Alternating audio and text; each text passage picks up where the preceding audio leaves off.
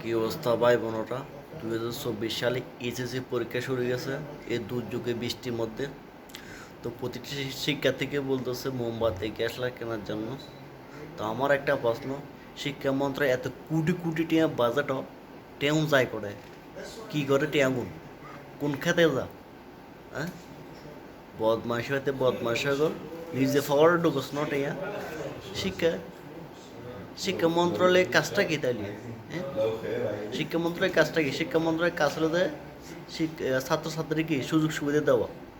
এখন হলো যে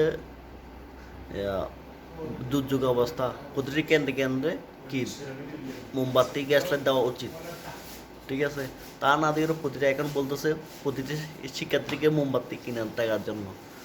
হ্যাঁ, বদমাস হচ্ছে বদমাস। হ্যাঁ, টিএম দায় করে এখন।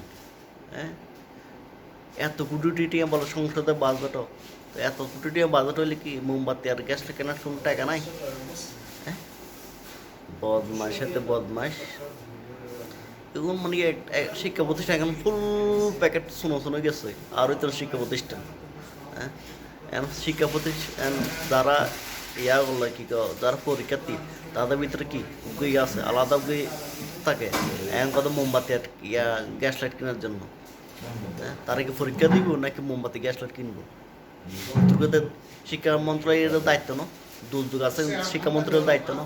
একটা কোটি কোটি বাজেটও টেন তাই করে বদমাসে বদমাস দৌড়ে কোনো মারণ।